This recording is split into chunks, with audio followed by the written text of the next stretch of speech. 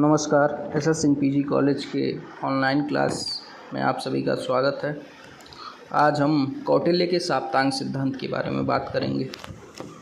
भारतीय राज्यशास्त्र के अंतर्गत मनु, भीष्म एवं शुक्र आदि जो राजनीतिज्ञ हुए, उन्होंने राज्य की कल्पना एक शरीर के रूप में की।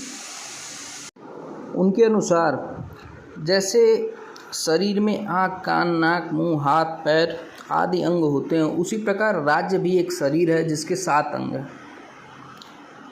इसमें कौटिल्य द्वारा बताया गया कि राज्य का प्रमुख अंग जो है, सबसे पहले स्वामी है। स्वामी यानी राजा, जो राज्य का प्रधान अंग है। इसकी तुलना उन्होंने शीर्ष से की है। उनके अनुसार राजा जो हो वो विनयशील, विवेकी, शास्त्र ज्ञान का ज्ञाता, समयानुकूल व्यवहार करने वाला, प्रजा के हितों यानी जनता के हितों का ध्यान देने वाला और शत्रु और मित्र का ज्ञान रखने वाला होना चाहिए।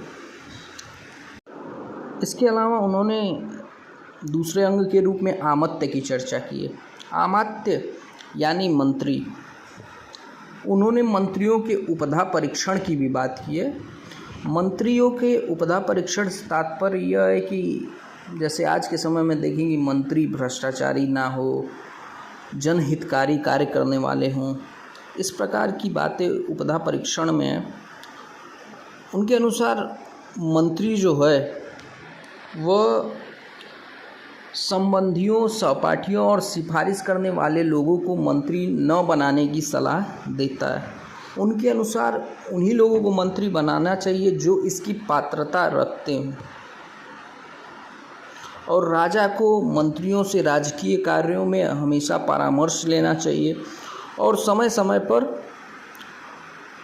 उनके परामर्शों पे अमल भी करना चाहिए। इसके अलावा कौटिल्य ने जनपद की बात कही है। जनपद की तुलना उन्होंने पैरों से की है।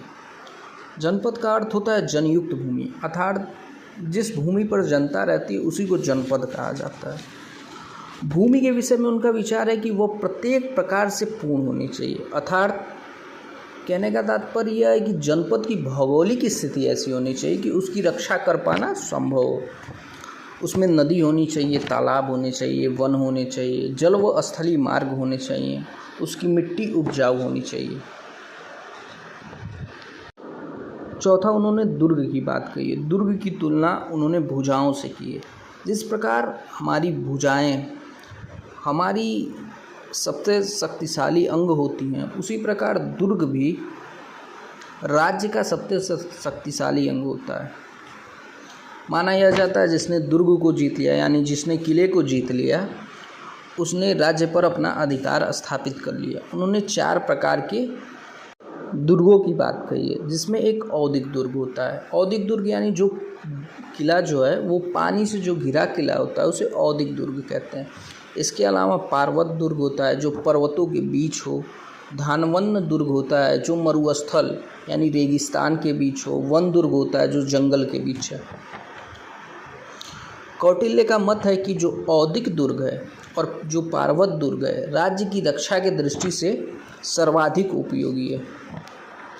इसके अलावा उन्होंने कोष की बात कही है। कोष की तुलना उन्होंने मुख से की है। कौटिल्य का मानना था कि जिस राज्य के पास जितना अधिक कोष होगा, वो अपनी रक्षा प्रतिरक्षा में उतना ही सबल होगा। इस संबंध में उनका विचार है कि राजा जो है प्रजा से उपज का 6ठा भाग ले तथा कोष में बहुमूल्य धातुएं व मुद्राएं पर्याप्त मात्रा में रखे। उनका यह भी मानना था कि कोष जो है अनैतिक कार्यों से अर्जित नहीं किया जाना चाहिए। धर्मपूर्वक व्यवहार करके कोष को अर्जित करना चाहिए, यानी धन को अर्जित करना चाहिए। इसके अलावा उन्होंने 6ठे यानी दंड व सेना की बात की है। कौटिल्य का कथन है कि जिस राजा के पास अच्छा सैन्य बल होता है, उसके मित्र तो मित्र बने ही रहते हैं, किंतु शत्रु तक भी मित्र बन जाते हैं। अर्थात सैनिक अस्त्र शस्त्र के प्रयोग में भी भली भांति प्रशिक्षित, वीर, स्वाभिमानी व राष्ट्र प्रेमी होने चाहिए।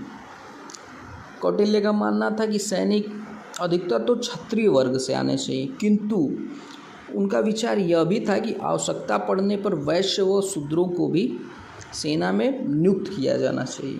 इसके अलावा कौटिल्य ने मित्र की बात कही है, जो राज्य का 7वां अंग है। कौटिल्य के अनुसार मित्र भी राज्य का एक आवश्यक अंग है। उनके अनुसार मित्र आनुवांशिक होना चाहिए, न कि कृत्रिम। वह ऐसा हो जब भी सहायता की आवश्यकता पड़े, सहायता के लिए आए, तथा जिसमें संबंध विच्छेद की संभावना न हो। इस प्रकार कौटिल्य ने राज्य के 7 अंगों की विशिष्ट चर्चा की है। इसे ही कौटिल्य के साप्तांग सिद्धांत के रूप में जाना जाता है।